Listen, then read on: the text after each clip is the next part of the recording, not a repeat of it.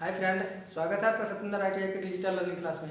मैं दिनेश कुमार आज आप सबों के लिए लेकर आए हैं एक नया चैप्टर ट्रांसफार्मर, जिसका कि आज हम लोगों को कुछ क्वेश्चंस को देखना है। क्योंकि चैप्टर तो हम लोग पहले पढ़ चुके हैं ट्रांसफार्मर, अब उसका क्या करना है, हम लोगों को एग्जाम में जिस प्रकार का क्वेश्चन आता है, जिस टाइप में क्वेश्चन आते हैं, उसी टाइप के क्वेश्चन को देखना है। तो सबसे पहला क्वेश्चन जो है वो है कि आदर्श ट्रांसफार्मर में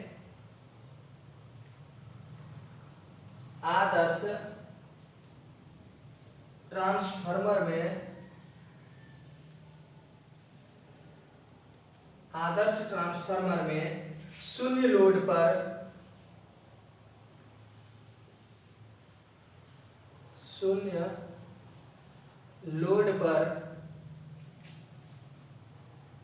प्राथमिक कुंडलन की धारा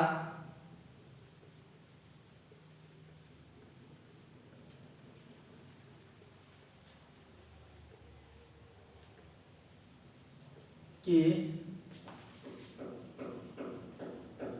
धारा IP क्या होता है। इतना ही आपको क्वेश्चन दिख रहा है। आपको जो क्वेश्चन आएंगे ठीक इसी टाइप से कि आदर्श ट्रांसफार्मर में शून्य लोड पर प्राथमिक कुंडल की धारा IP। तो सबसे पहले इसमें हम समझते हैं कि आदर्श ट्रांसफार्मर किसको कहते हैं।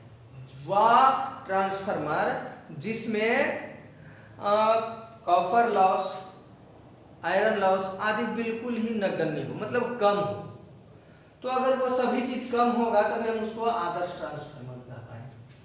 तो आदर्श ट्रांसफार्मर में शून्य लोड पर प्राथमिक कुंडलन, यानी प्राथमिक जिसको हम लोग कहते हैं इंग्लिश में अगर बोले तो प्राइमरी कुंडलन का वाइंडिंग, यानी प्राइमरी वाइंडिंग की धारा IP बराबर क्या होता है। तो IP बराबर क्या होता है, इसका आंसर होगा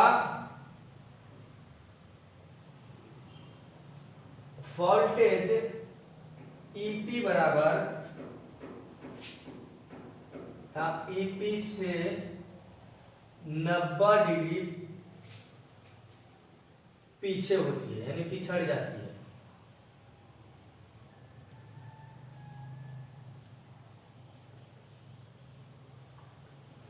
क्या होता है, आदर्श ट्रांसफार्मर में शून्य लोड पर प्राथमिक कुंडलन की धारा IP क्या होता है, वोल्टेज EP से 90 डिग्री पिछड़ जाती है, यानी पीछे होती है। आप ध्यान दीजिए कि आदर्श ट्रांसफार्मर में हमेशा शून्य लोड पर धारा क्या होता है, वोल्टेज से 90 डिग्री पीछे होता है। इतना ध्यान में रखना है आपको कि धारा जो है वो वोल्टेज से क्या होता है, 90 डिग्री पीछे होता है। इतना याद रखिए तो ये क्वेश्चन आप हल कर पाएंगे।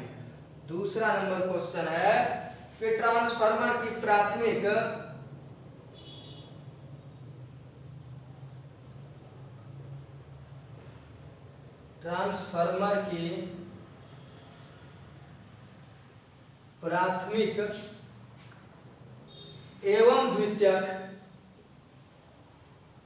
एवं द्वितीयक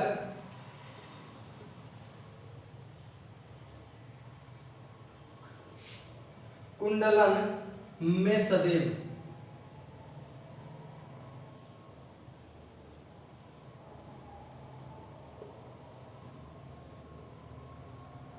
बस क्वेश्चन यही है कि ट्रांसफार्मर के प्राथमिक एवं द्वितीय कुंडलन में सदैव क्या होता है। अगर ट्रांसफार्मर की बात कर लिया जाए तो ट्रांसफार्मर की प्राथमिक यानी प्राइमरी एवं द्वितीय यानी सेकेंडरी, प्राइमरी और सेकेंडरी वाइंडिंग में सदैव क्या होता है, एक उभयनिष्ठ चुंबकत्व होता है। क्या होता है, एक उभयनिष्ठ चुंबकीय परिपथ होता है। क्या होता है, एक उभयनिष्ठ चुंबकीय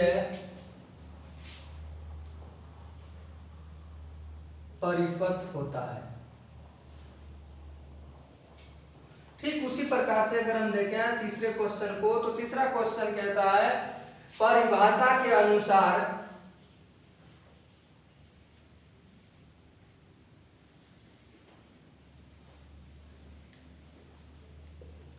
अनुसार अपचायक ट्रांसफार्मर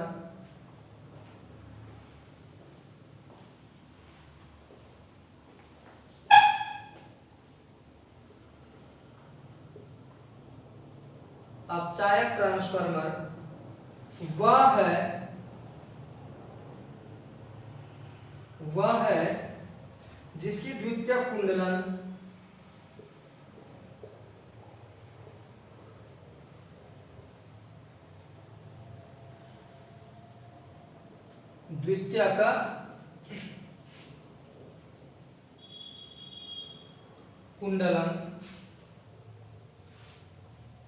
क्वेश्चन इस टाइप से है आपके पास कि परिभाषा के अनुसार अपचायक ट्रांसफार्मर वह है जिसकी द्वितीयक कुंडलन क्या होती है? अपचायक का होता है स्टेप डाउन। उपचायक और अपचायक दो प्रकार के ट्रांसफार्मर होते हैं। ट्रांसफार्मर कितने प्रकार के होते हैं? तो दो प्रकार के। पहला को हम लोग कहते हैं अपचायक और दूसरे को उपचायक।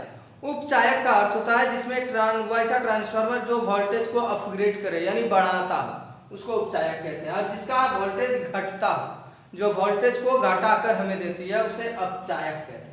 तो यहाँ तो क्या कह रहा है? परिभाषा के अनुसार अपचायक ट्रांसफार्मर हुआ है जिसकी द्वितीयक कुंडलन क्या होगा? प्राइमरी कुंडलन से क्या होगा?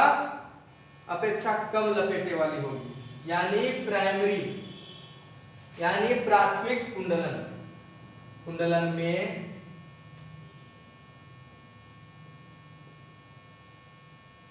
प्राथमिक कुंडलन की अपेक्षा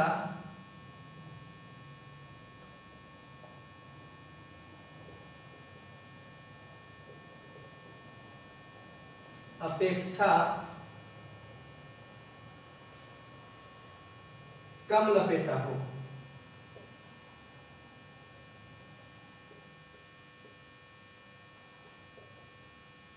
यानी परिभाषा के अनुसार अपचायक ट्रांसफार्मर वह है जिसकी द्वितीयक कुंडलन में प्राथमिक कुंडलन की अपेक्षा कम लपेटा हो, मतलब कम टर्न हो। उसी को हम लोग क्या कहते हैं? लपेटा भी कहते हैं। ठीक उसी प्रकार से हमारे पास चौथा जो क्वेश्चन है वो है ट्रांसफार्मर कोड निर्माण के लिए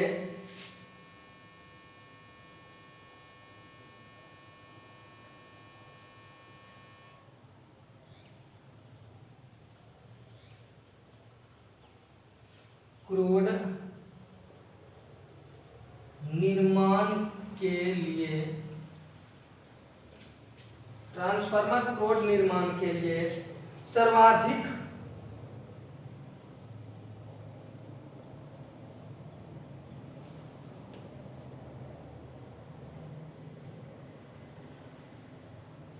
सर्वाधिक उपयुक्त पदार्थ है।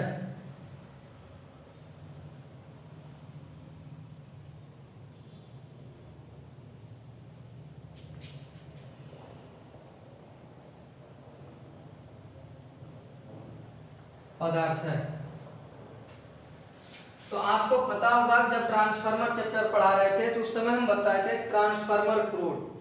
ट्रांसफार्मर का क्रोड किसको कहते हैं? जिस पर कि हम लोग कुंडली को लपेटते हैं।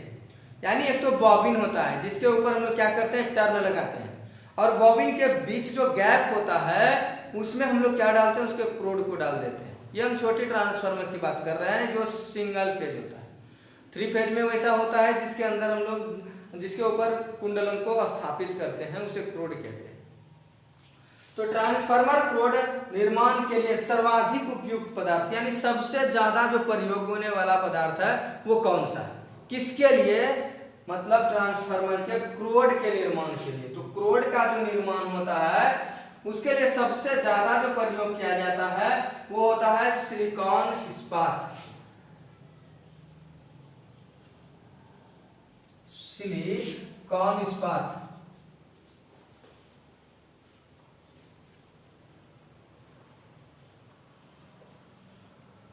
यानी सिलिकॉन स्टील। क्या होता है? Silicon steel. सिलिकॉन स्टील का ही प्रयोग ज्यादातर किसके लिए किया जाता है? ट्रांसफार्मर के क्रोड निर्माण के लिए किया जाता है। और अगला जो क्वेश्चन है वो है एक फेज ट्रांसफार्मर में, एक फेज ट्रांसफार्मर में 5वां नंबर अगर हम क्वेश्चन की बात कर लें तो 5वां नंबर जो क्वेश्चन है कहता है एक फेज ट्रांसफार्मर में प्राथमिक एवं प्रेरित द्वितीयक वोल्टता होती है। यानी क्वेश्चन कह रहा है कि सिंगल फेज ट्रांसफार्मर में प्राइमरी एवं सेकेंडरी वोल्टता होती है। प्राइमरी वोल्टेज और सेकेंडरी वोल्टेज किस प्रकार से होते हैं? तो जो सिंगल फेज ट्रांसफार्मर होती है ना, उसमें प्राइमरी वोल्टेज सेकेंडरी वोल्टेज दोनों आपस में 180 डिग्री पर होता है। कितना पर होता है? 5वां 180 डिग्री पर होता है। ये ध्यान दीजिएगा कि 5 नंबर क्वेश्चन क्या है कि सिंगल फेज ट्रांसफार्मर में प्राथमिक एवं द्वितीयक वोल्टता होती है, यानी 180 होता है। तो इसको कैसे लिखेंगे? एक दूसरे से 180 डिग्री पर होता है। यानी प्राइमरी वोल्टेज, एक ट्रांसफार्मर में प्राइमरी वोल्टेज और सेकेंडरी वोल्टेज एक दूसरे से कितने डिग्री पर होते हैं? 180 डिग्री पर होते हैं। तो आज के लिए बस इतना ही, मिलते हैं नेक्स्ट क्लास में, तब तक के लिए धन्यवाद।